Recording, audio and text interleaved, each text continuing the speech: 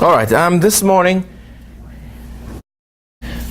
we'll be looking a little bit on the signs of the times. That's my topic this morning, and which goes hand in hand with the song we just sang.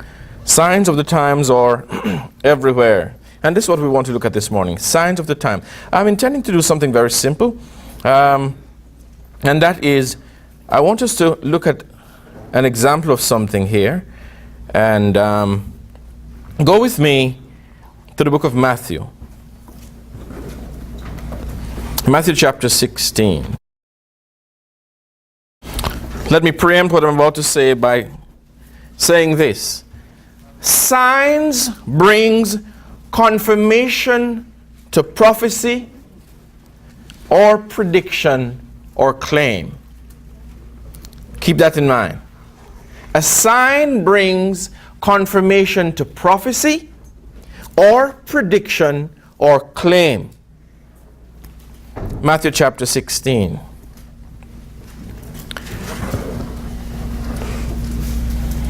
I'm going to take the first couple of verses here, beginning in verse 1. Matthew 16, starting with verse 1.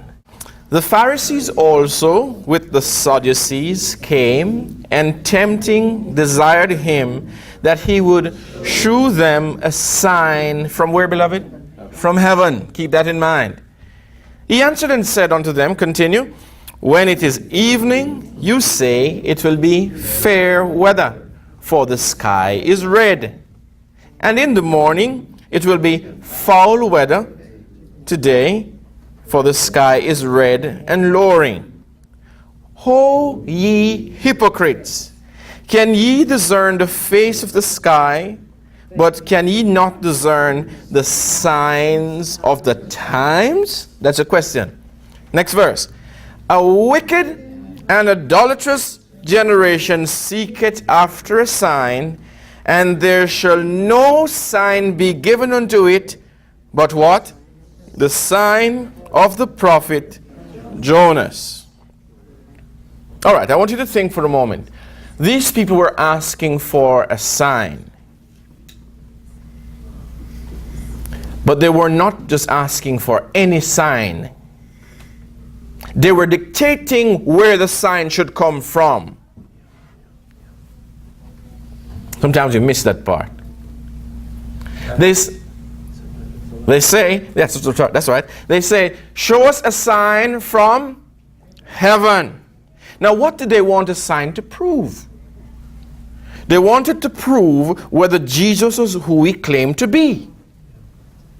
And I'll prove that to you later. If you're thinking, was that really what it was about? Yes, that's what it was about. They wanted a sign from heaven because they were thinking of their forebears, how that it was Samuel who called rain and thunder from heaven. It was Moses who caused manna to fall from heaven in their eyes. It was Moses.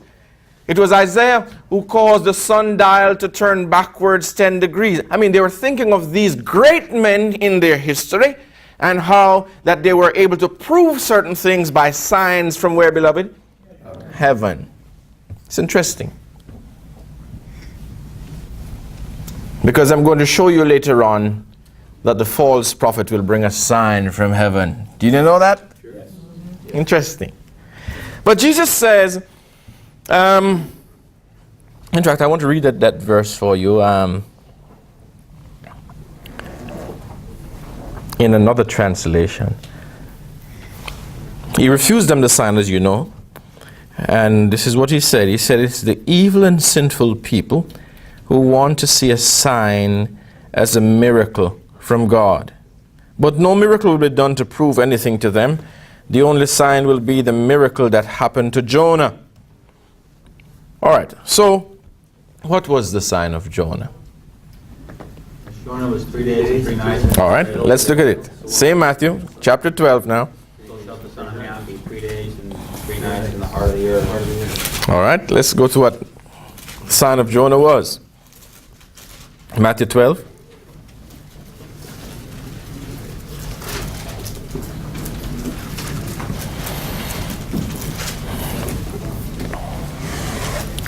Let's go to verse 38. Then certain of the scribes and Pharisees answered, saying, Master, we would see a sign from thee. And he answered and said unto them, same thing, an evil and adulterous generation seeketh after a sign, and there shall no sign be given to it but the sign of the prophet Jonas. Now, what is that sign? The next verse tells you. For as Jonas was 3 days and 3 nights in the whale's belly, so shall the Son of Man be 3 days and 3 nights in the heart of the earth. All right, this is interesting. He says, this is the sign that you will get. He dictated what the sign would be. Now I'm going to ask you a question. Would you think that when this sign was fulfilled, all the scribes and Pharisees would have turned to him? What's your thought? You're still not going to believe anyway. Then the record shows it clearly afterwards. Clearly. So something is strange. And it might be strange when you look back, but it probably will be stranger when you look here.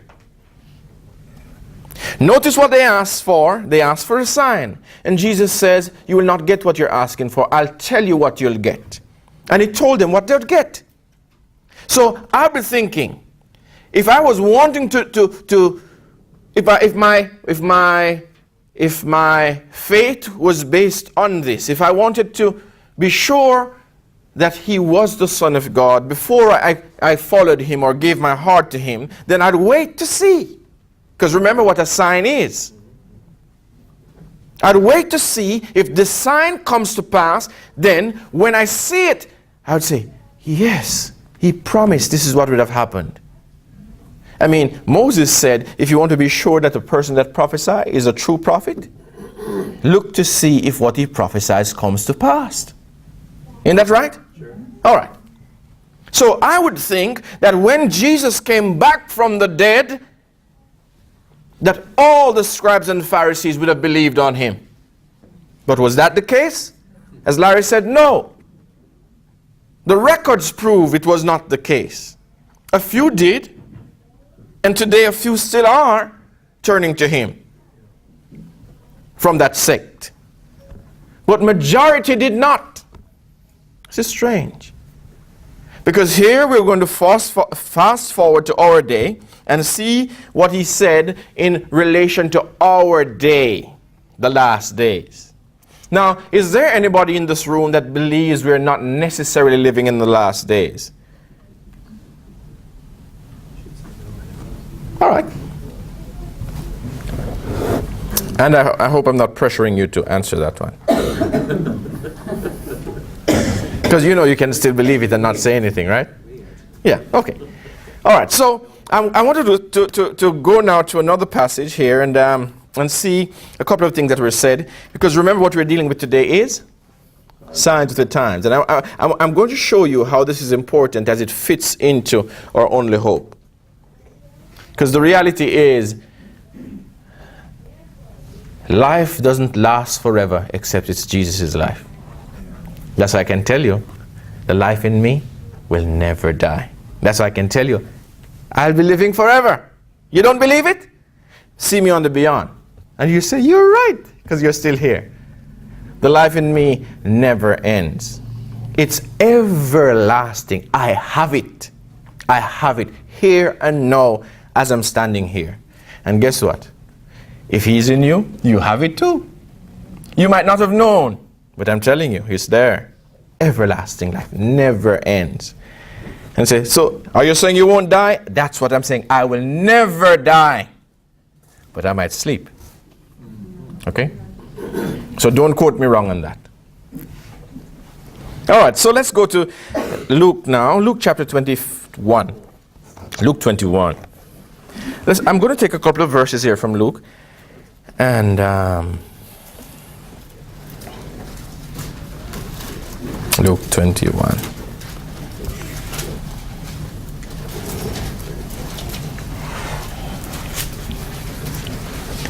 I want to start in verse 25. Luke 21. I'm going to take 3 verses from 21, starting in verse 25.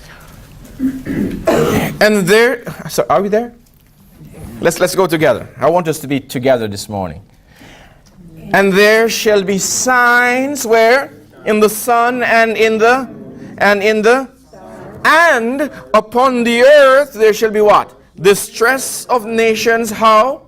With perplexities. The sea and waves roaring. Next verse. Men's hearts failing them for fear and for looking after those things which are coming on the earth. For the powers of heaven shall be shaken. All right. So I want you to note what Jesus says are some of the things that would happen. He says there shall be signs in where, beloved? In the sun. Where else? In the moon. In the stars. So there shall be signs in the heavens. There shall be signs on the earth. If you think I'm putting in what it was not said, tell me. So there shall be signs in the heavens. There shall be signs on the earth. There shall be signs in the sea. And the signs will be of such magnitude that men's heart will be failing. Heart attack. That's the point he's making. People dying from what they're seeing. Fear. Scared until they're dead. All right. Now let me ask you a question. Have you ever thought about the sun? And what's the effect of the sun on the earth? Other than keeping us warm, causing the vegetation to grow, and so on. Have you ever thought of anything else about the sun and how that affects us in any way? All right. Okay. And the moon. I just want you to think for a moment, and the stars. But I want us to, I'm going to do something which is, well, I'll do it quickly. And so you might not even get to be bored. So I'll do it so quick and it will pass so fast that you'll not even recognize we went there. I'm going to go to Revelation for a short while. And I know there are many people who don't like the book of Revelation. Revelation. Let's go over to Revelation. Revelation chapter 13. I'm going to just go there quickly. And because I believe we are very familiar with Revelation, I'm just going to ask quick questions and move on. Is that reasonable? Okay. Appreciate it very much. Revelation chapter 13. That's where we're going.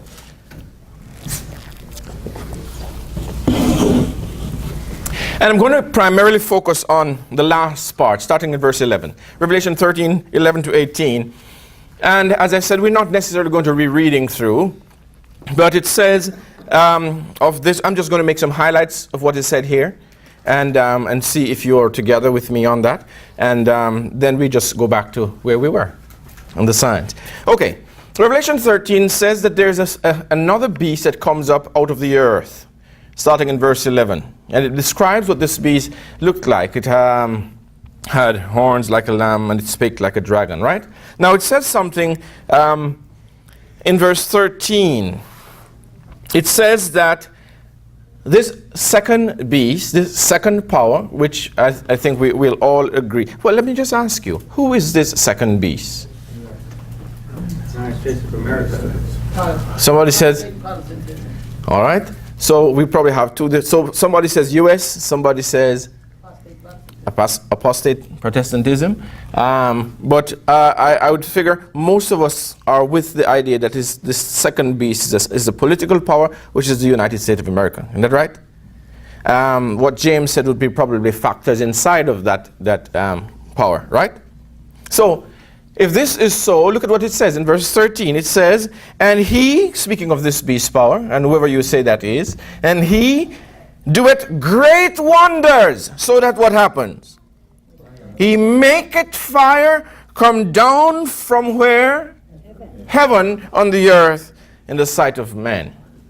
Now, I suppose what the scribes and Pharisees were saying, the greatest of all the prophets were able to prove that they were prophets by signs coming from heaven. And when science comes from heaven, it tells you something that this must be of God. See, when Moses went to Pharaoh and threw his rod down, Pharaoh said, "Hey, magicians, come here." What did they do? What happened to their rods? All right. So the superiority of God was that Moses' serpents ate up the others. Is that right? But when a prophet was able to do something from the sky, it kind of made him superior, even though Pharaoh did it. Is that true? So here's something that I want you to consider. This second beast power, mentioned in 13, was able to do something. It was able to cause fire to come down from heaven on the earth in the sight of men. I want you to consider something else. In verse 14, it says something else. "And deceiveth them that dwell on the earth," by what, beloved? "By means of those miracles which he had power to do in the sight of the beast." Now consider then that a certain kind of a deception is going to sweep the world if what we're reading is correct. It's going to sweep the world, and the source of this would be miracles. With me? Signs and wonders. Right? It is this same power, according to the passage, that is going to cause a trademark to be established on the world. You know what you call it? The mark of the beast. That's what you call it. You know what it's for? Trade. It says you will not buy or sell except you have this mark or this name or this number. Read it, you'll see it. As I said, we're just browsing over. I'm not necessarily studying in Revelation. I'm just giving you a few facts from there. So this same power, and if what you're saying is correct, if it's the United States of America, then obviously it's the United States of America that's going to set certain things in motion. That will probably be followed by the rest of the world. And that is when it comes to trade, survival. Because I know, if you don't sell, John, you buy. Is that true? It's a part of living. Selling or buying, right? In fact, I don't do much selling, but I buy. And that's how we survive. Now, I'll go back to, just keep that in mind. See, it wasn't long.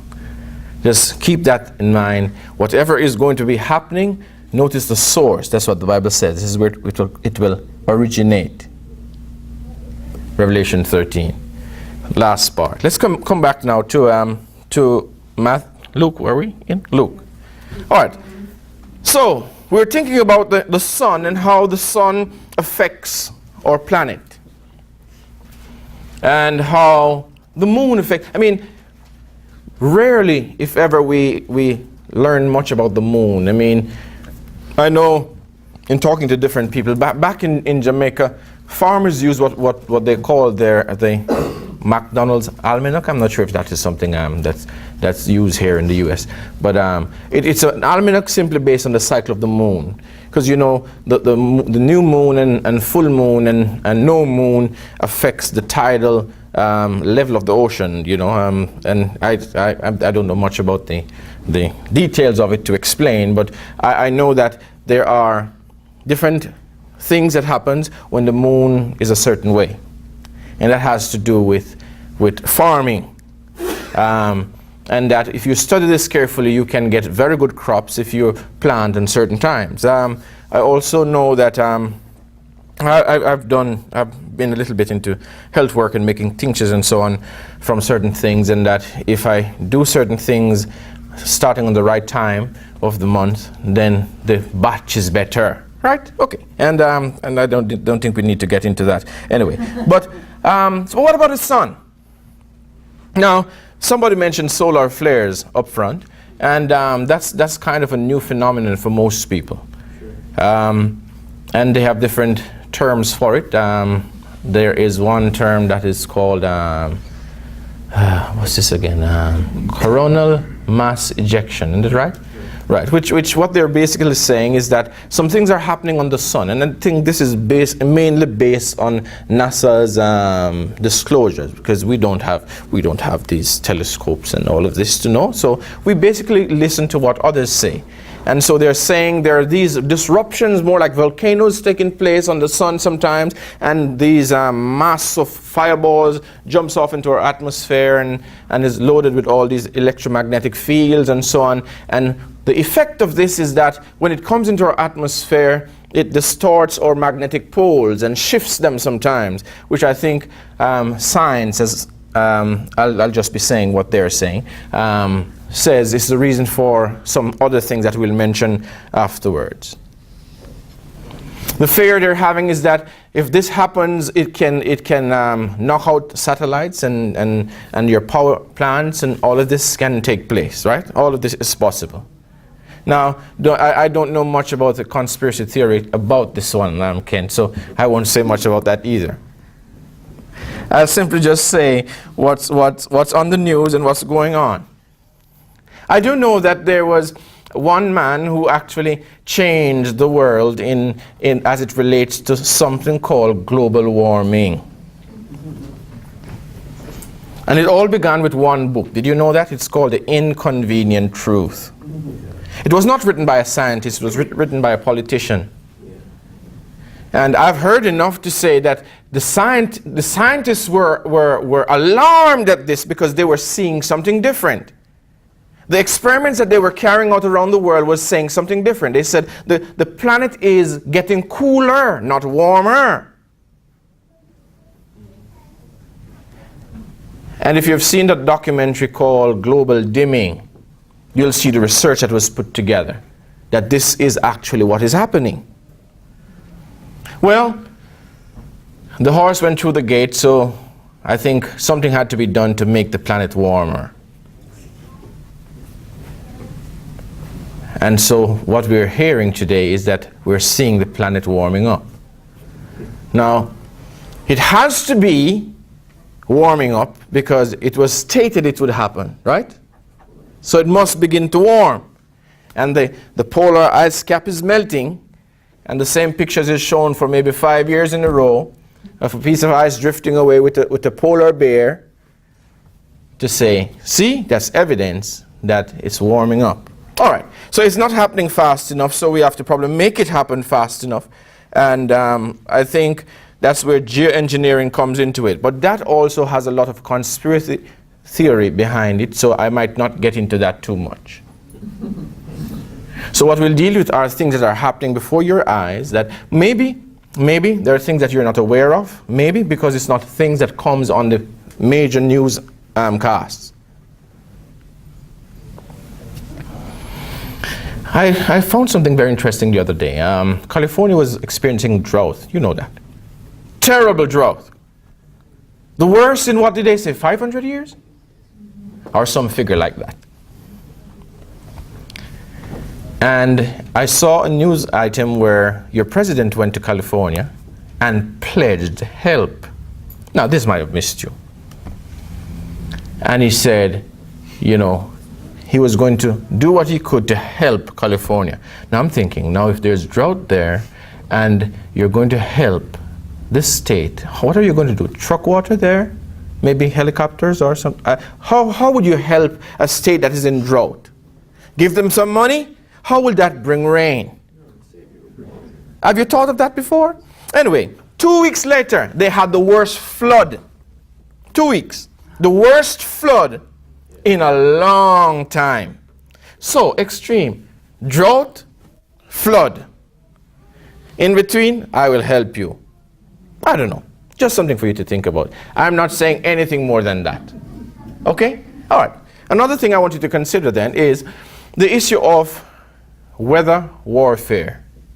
Now, not many people are aware of this as well, and I'm not saying anything more than that they're just extremes in the weather, and you know that. We're seeing earthquakes like we've never seen before in our history. The magnitudes that you have never seen before in our history. Isn't that true? We're seeing rainfalls like you've never seen before. We're seeing snow like nobody has seen before. And the kind of snow, did you know that? Nucleated snow that won't melt. I have a friend up in Georgia, and he told me that what was strange, you know, it is a norm that in the yard, they normally make a snowman when kids are there.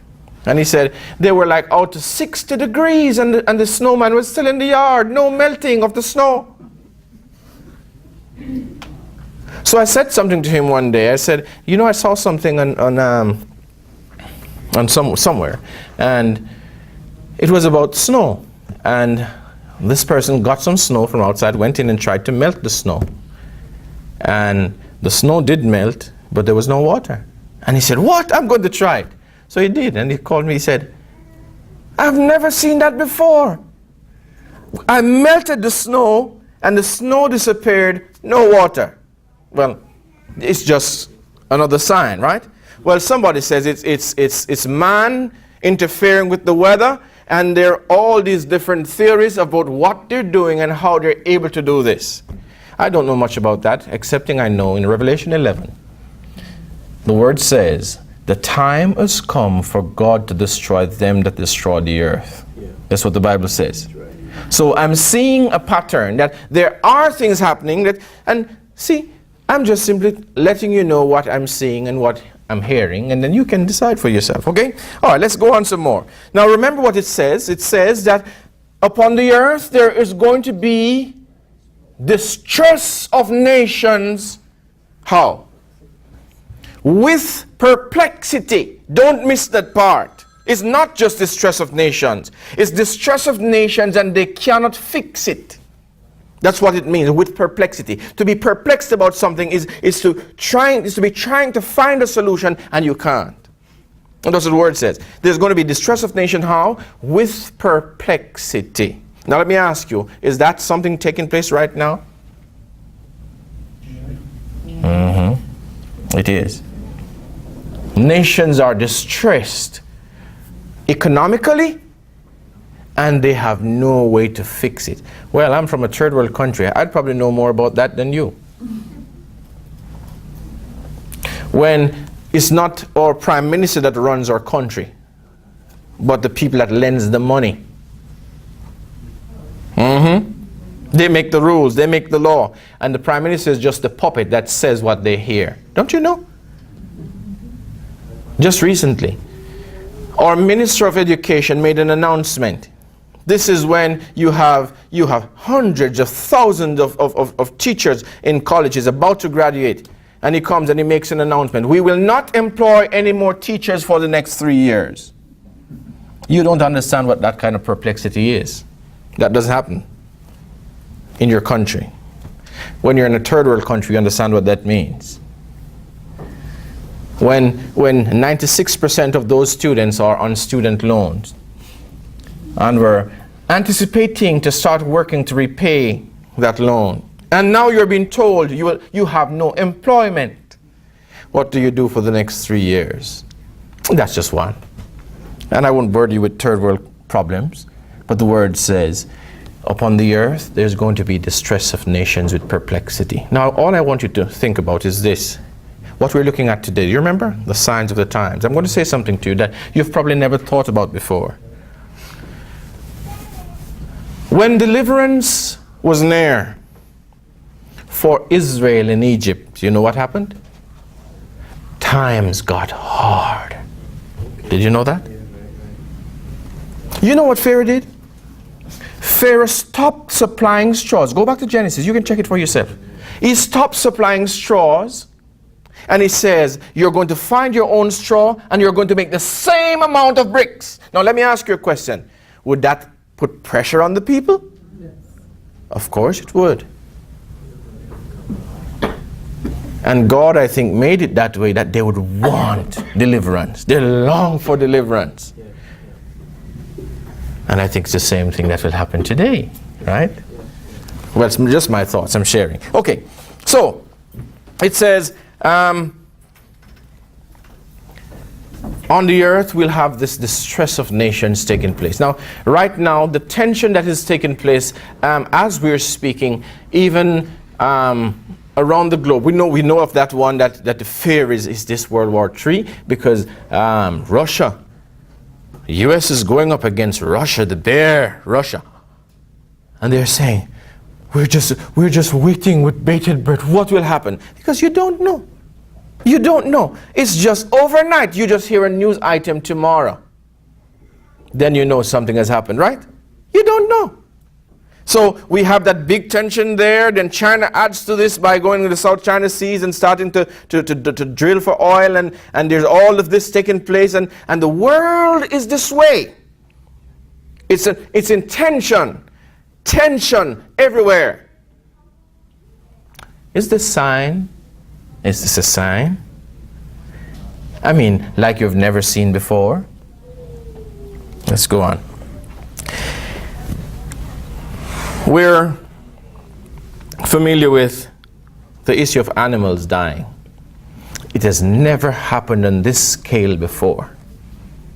Animals, the fishes are dying off by the billions. It's tons of fishes that are dying off. I was just looking at some news items that just happened this week of fishes dying off in Honduras, in Chile, in Tasmania. I mean, the list goes on. This happens almost on an everyday scale.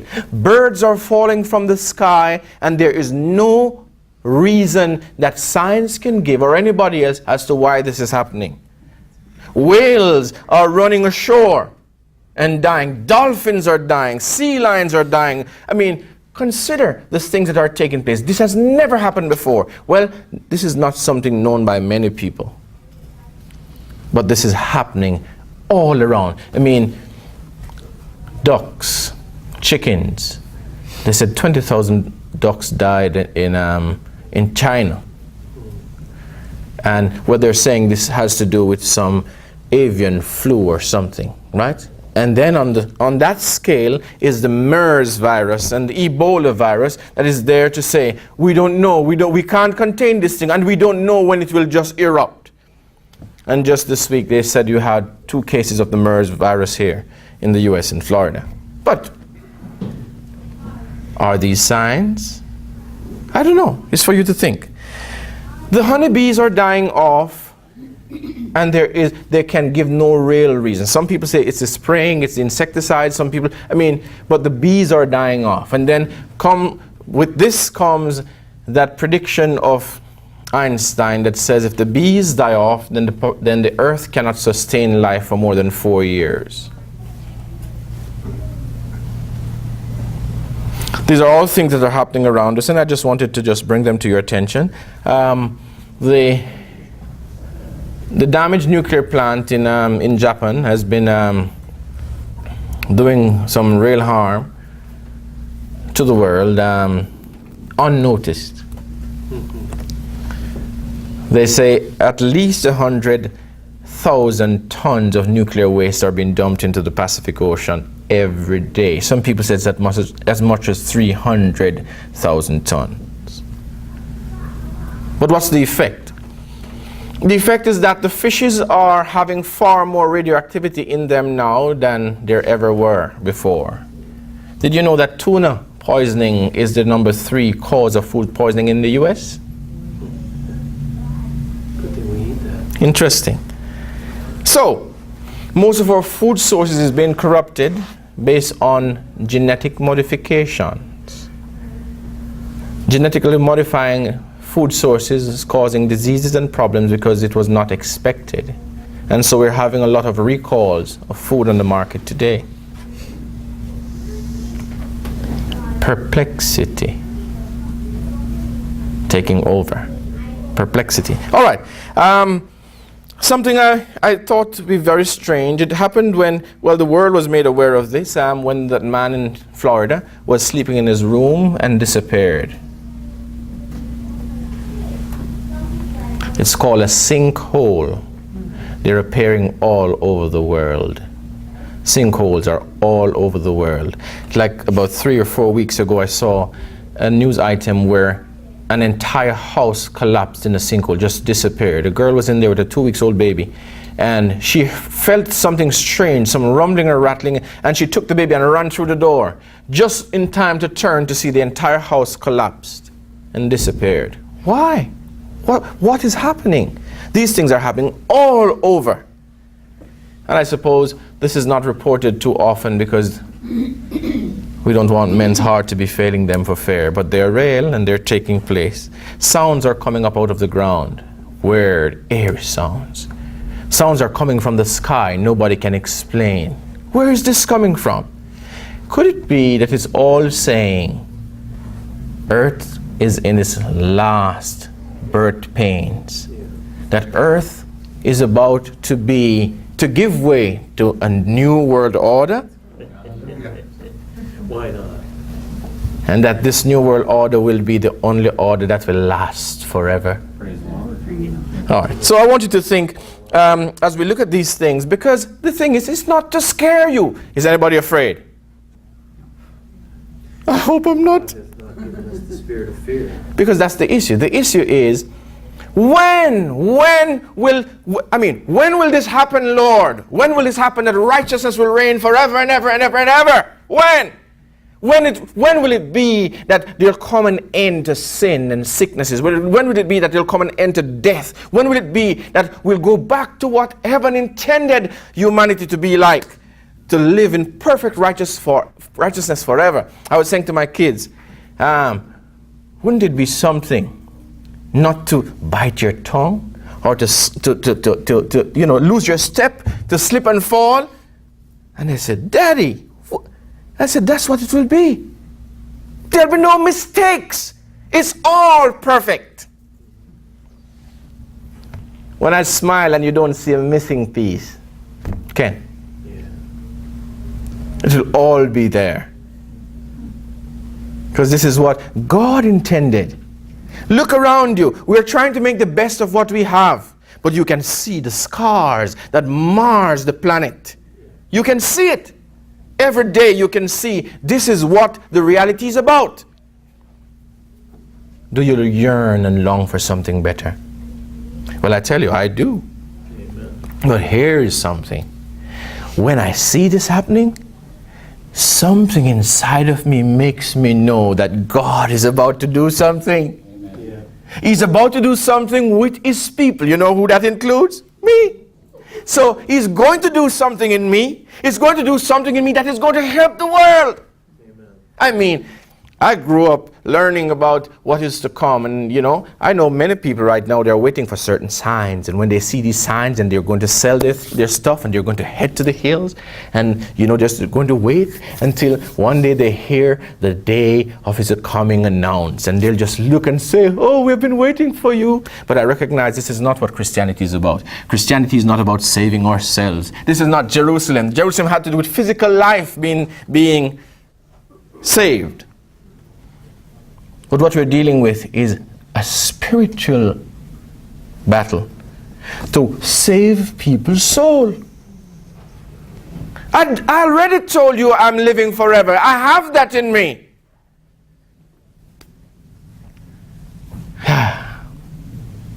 Somebody said, how could it be that in an age with so much technology, a plane disappears?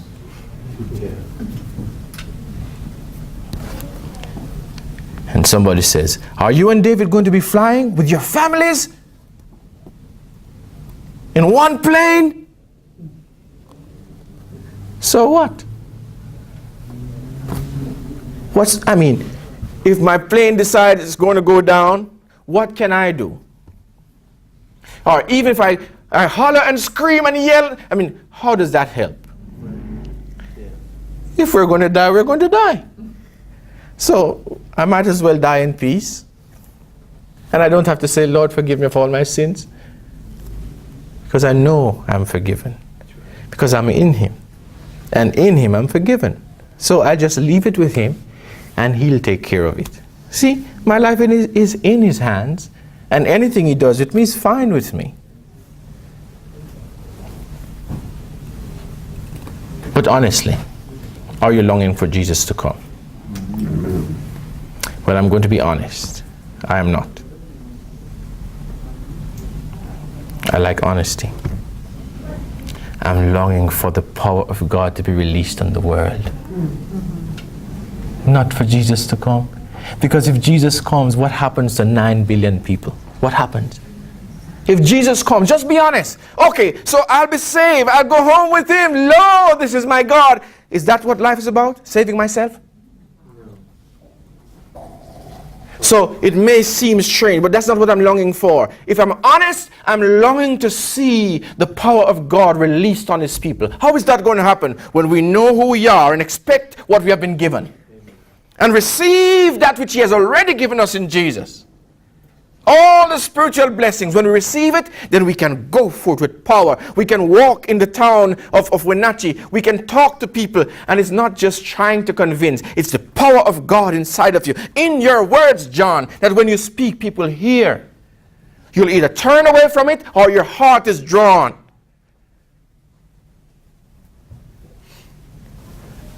Because the prophecy did say in the days of these kings, God is going to do something. And that's what it says? He's going to set up a kingdom. Hallelujah. And this kingdom is going to swell. Why? Because I'm honest when I tell you, I don't think the world generally has seen or heard the true gospel. They have heard my kind. They have heard your kind. Ken talked yesterday about the Bible studies he have had and how he's probably dealt with the Sabbath much more than dealing with Jesus. Christianity? But the good thing is we are growing. And we were stunted for a while. I had an experience, not so recently, but some time back. I planted some cabbage. And we had a drought. So they just started catching up, and for like 2 weeks, I was watering them with the city water, just to keep them from dying. It was so dry. And strangely enough, they never moved. They just remained. They never quailed, and they never grew, but they just remained. About 2 to 3 weeks later, we had a shower of rain. I was amazed. Those cabbage, after that good, big, long shower of rain, those cabbage just sprung up. How about that? Now, I like to think about my experience like that, you know. We're honest in our hearts. We're learning from others, and we don't know much. And we're doing the best we can with what we have. And, you know, we're saying, yes, brother, you know, I'm a sinner, saved by grace, and living this life, you know. And, you know, it's hard, but I'm trying. You know that kind of Christianity? Then something happens. Something happens that took away the mediator between me and Jesus. Remember now, I didn't say between me and God. Between me and Jesus. Something happened that took away the mediator. You know who those mediators were? My parents, my pastors, my teachers, respectable people. And I started hearing from him directly. And what a difference it has made in my life. Has it done the same thing to you? When you have stepped away from that and you say, Lord, I'm listening to you and I want you to teach me. And I'm going back to the word and I'm reading it a verse and a word and a phrase at a time. And I'm just growing up in him. And I did not know that I was the way I am because nobody told me.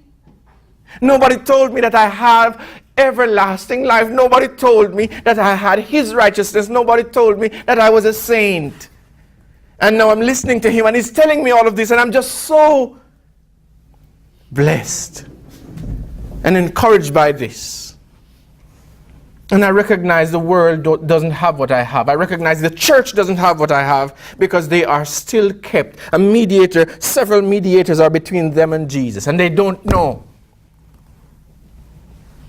that they're worshiping somebody that doesn't even exist. A third person and they don't know who. And so they cannot grow. And isn't this the plan of God, that the world would recognize and come to see this and experience this and be saved? Isn't that God's plan in Jesus?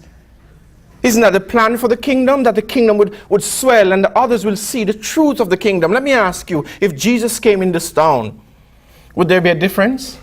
If Jesus was living in my home where I live, if Jesus lived there, would there be a difference? So why is there not a difference now? And he's in me. And don't think I'm chastising you because I did it to me first. I'm talking to myself. I'm not talking to you. I'm not making you feel bad. I'm making you see the reality that our mission and our purpose in this life is the saving of souls. That's what Jesus did. That's what he came for. And because he couldn't have done it all, he went back to his Father, was glorified, and he himself came back and filled his body, the church. And everybody that comes and becomes a part of the church receives this power of God in them, this power that first transforms them from a sinner to a saint, from one who commits sin to one who commits only righteousness. See, the issue is not your actions, it is your state, because it's your state that produces your actions. But the signs are all around us, and I'm seeing them every day. And I'm looking for this, at this, and I'm looking and I'm thinking, I don't want Jesus to come because these people would be lost. But I realize the final work is going to be glorious. And if I don't make it to see the reality of it, then you'll all tell me about it when we all meet up there. All right? Let's just have a nice Washington meeting in one corner. Is that reasonable? Let's just go to one corner and just tell me what happened. Because I'd like to know if I don't make it to that place. See, but it's not a problem. I would like to, but if I don't, it's no problem. Because I know one thing. God's name is going to be honored. We're going to sing praise and glory because of the grace we have gotten in him. And I believe it's the heart of God to save people. I look at the crackheads and the cokeheads, and I look at the murderers, and we say, oh, he needs to be hanged, and what he did is not right. And why is he doing what he's doing? It's simply because he has not seen light. He lives in darkness, and there is no light. There's no light to lighten his life. He doesn't know better, and he does the things he does. So that's my heart, for his power to be released upon his people, that we can go forth as the people we are supposed to be, the light of the world. That we'll sit on a city that we cannot be hid, that others will know this is what we stand for. Is that reasonable? I think it is. So, here we come to this reality of the end. And Jesus says, this is interesting, he says, and when you shall see these things, can you finish it? Come to pass, then what are you supposed to do? Look up. Why? For your redemption draweth nigh. He says, when you see these things begin to come to pass, he says, then know that I am even at the door. And that's why I know, based on what is happening now, this world cannot last much too longer. And that's why I know that God's power is going to be revealed in a very short time. Amen. Now let me tell you something else. According to the prophet Joel, when he described what we were just talking about, when he described what happened to the church and how the church was devastated by these armies that passed through, and they had no wine or oil. He said something took place. He said the ministers did something. He said they called a solemn assembly and they gathered the people together for fasting. They gathered the people together that they would come before God and cry out to God. Why? Because they recognize this is not what God intends. Notice the prayer they prayed. Spare thy people, O God, and let not thine heritage suffer reproach. Why should they say among the heathen, where is their God? Let me ask you, is that what the heathens are saying today? Where is the Christian's God? I saw something, I was disturbed at first, and I said, why am I disturbed anyway? They will launch this summer the first 80s channel out of New Jersey, I think. And rightly so. Since we can have channels with religious influences and so on, why not an 80s channel? So they'll be doing that later on. I mean, that's nothing, because it will get worse until light breaks. And I like how Isaiah puts it. He says that something is going to happen. Arise and shine. You know that passage in Isaiah 60. Arise and shine, for your light has come, and the glory of God is risen upon you. But notice when this happens. This happens at a certain time. It says it happens when darkness. You read that one? Verse 2. Darkness fills the earth. And what's the issue with the people? Gross darkness fills the people. Now let me ask you, do you see gross darkness around you? And yet it seemed like it will still get darker. But it's this issue of seeing the darkness that is going to cause us to cry out to God. Are we crying out to God? Well, I hope that we will, and very soon. Now, I can't implore you to do this. It has to be something that you feel. If you don't see the reason for this power in your life, then you will never cry out to Him. But I'm hoping that you will. I'm hoping that He will cause you to see it. That, as John says, the angel said to him, anoint your eyes with eye salve, that you will see. Because we don't see as we should, because we're not looking in the right directions. We're probably more self-focused than we're others-focused. And that's why I think Jesus' life was such a bright light, because it was not self-focused, it was others-focused. Because He came on a mission, and the mission was men's salvation. And He saved you so that you'll become a light to others, and that they will be saved through you. All right. Well, I think we have said quite a bit there. Let's just check through and see if I got it all. And it seemed like I did. And it leads me to my last question. Who really then is king? Who is king of your life? Is it you? Or is it Jesus? Well, you can know. You can know who is king based on what is happening in your life.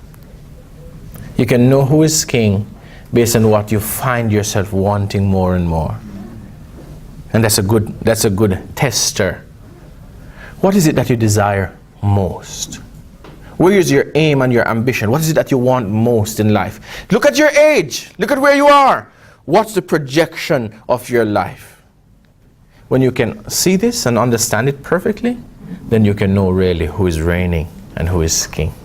All right, I think that if we can do that, then we can reach that place, we will reach that place where we are so perfectly in His will that we can say, all that you say, Father, I'll do. It's not just you saying it now. Wherever you lead me, I will go. Because that's where He is, on the inside, leading you into everlasting life. And that life, remember what that verse says, will be a river of living water just flowing. I'd like that experience, wouldn't you? Let's pray.